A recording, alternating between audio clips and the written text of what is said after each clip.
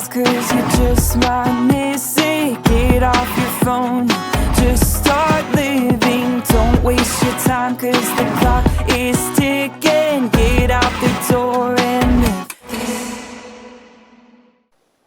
안녕하세요. 힐링키친 이스타입니다. 오늘은 건선이 생기는 한 가지 중요한 이유에 대해서 짚고 넘어가려고 해요.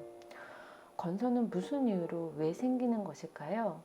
이 글을 읽고 있고 또 영상을 보고 있는 지금 이 시간, 나는 무엇 때문에 이런 질환을 갖게 되었는지 한번 생각을 해보실까요? 건선의 원인이 너무나 많아서 그 원인이 분명치 않은 질병으로 알려져 있습니다. 분명한 것은 건선은 사람들 스스로 만들어낸 질병이라는 것이고, 여러 요소들이 합쳐져서 장관벽이 얇아지는 새는장 증후군을 만드는데, 그 문제를 치료해 없애면 건선과 아토피, 또 자가면역 질환은 호전과 완치의 길로 들어설 수 있습니다. 장관, 즉 위장, 소장, 대장 중에 특정한 부위가 얇아지거나 다공성, 즉 새는장 증후군이 생기면 장관을 타고 대변과 소변으로 빠져나가야 할 독소들과 소화되지 않은 음식이 얇아지고 새는 부분을 지나 혈류로 침투하게 됩니다. 이때 독소를 제거하지 않으면 인체의 모든 기관에 영향을 미칠 수 있기 때문에 1차 해독기관인 간과 신장이 해독을 하게 됩니다.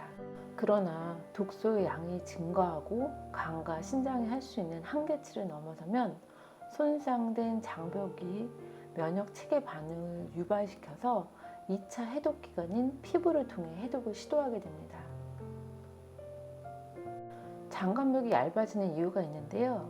그 이유 중 첫 번째는 변비입니다. 가장 큰 이유 중 하나는 배설 불량으로 밖으로 빠져나가야 할 독소가 장벽에서 재흡수가 됩니다. 양이 적은 하루의 1회의 배변은 가벼운 변비이고요. 하루의 1회 배변이 양이 많고 아주 시원하게 질 좋은 걸 보지 않는 이상 2회 이상을 가야 변비가 아니라고 생각을 합니다. 질과 양을 모두 따져 가슴에 손을 얹고 한번 생각을 해볼까요?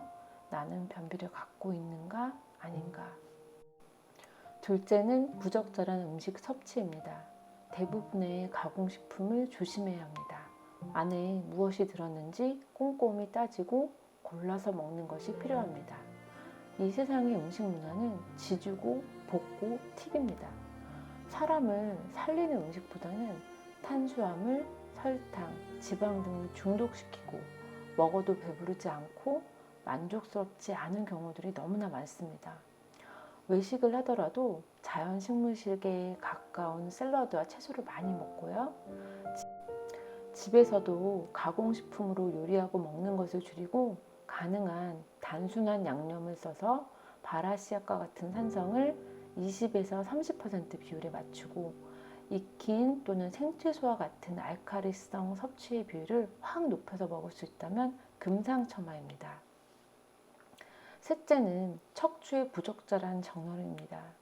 많은 경우는 아니지만 몇몇 사람들은 교통사고나 잘못된 자세로 인해 척추가 틀어지면서 신경과 혈관과 같은 미세한 부분이 변경되어 위장관에 영향을 미칠 수 있습니다.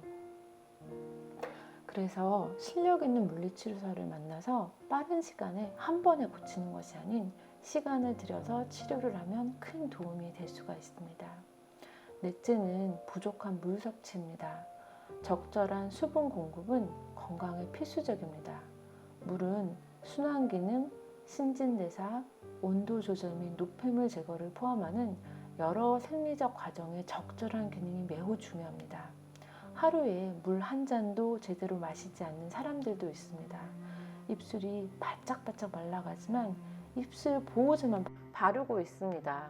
탈수는 두통, 짜증, 신체 기능 저하로부터 심각하게는 신장, 면역 및 위장 기능 장애, 정신 착란까지도 일으킬 수 있습니다.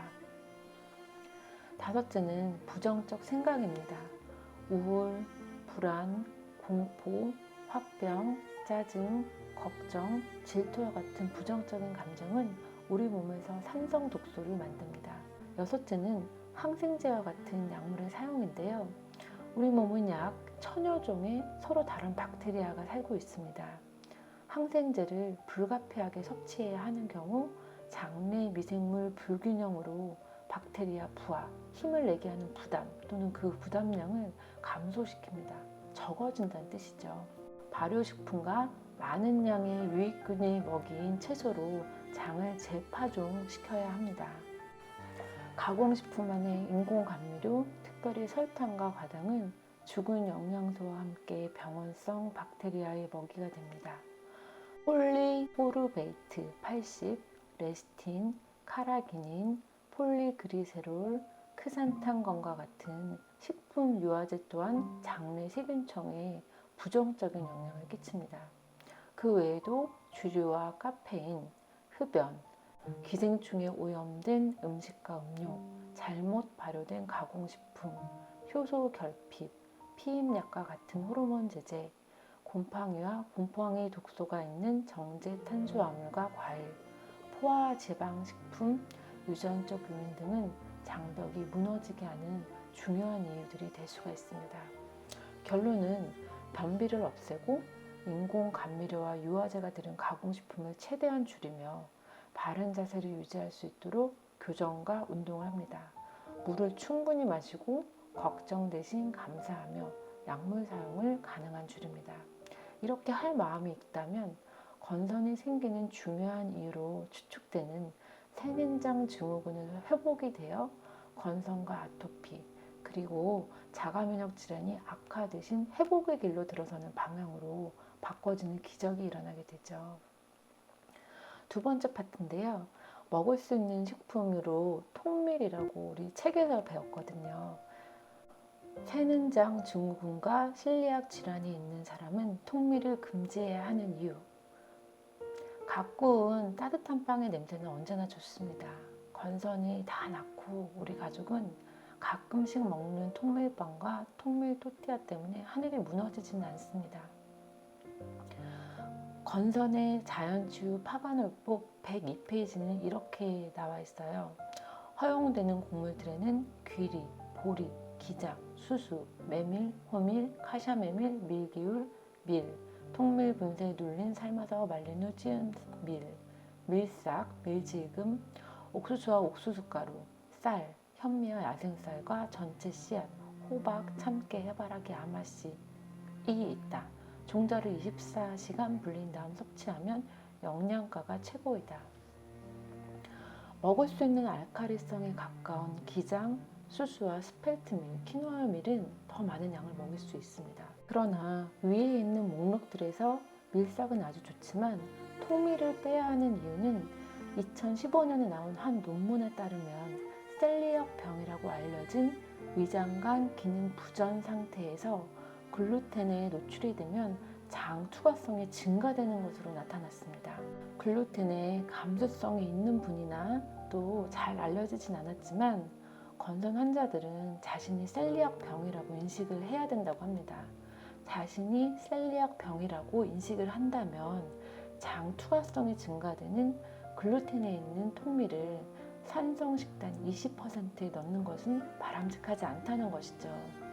그래서 결론은 당연히 흰빵과 흰밀가루는 보지도 먹지도 말아야 하고 통밀로 만든 빵과 통밀가루도 건선이 완벽히 다 없어지고 어느 정도 회복이 될 때까지는 삼가는 것을 권합니다.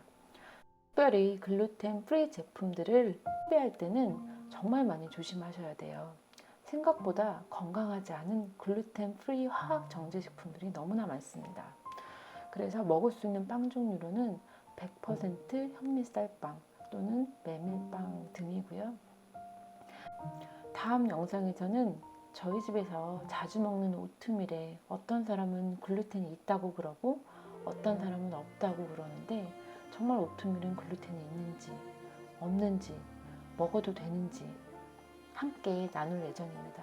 오늘도 또 감사합니다. 약 없이 셀프 건선 치료를 돕는 힐링키친 센터 오픈 기념 많은 할인이 들어갑니다. 고민하지 마시고 댓글이나 이메일 healingkitchen@gmail.com, 무료 상담은 15분 정도 예상하시면 되세요. 그 전에 이메일로 짧은 설문지 작성 부탁드리고요. 여러분을 초대합니다. 많은 관심과 응원 부탁드립니다. 고맙습니다.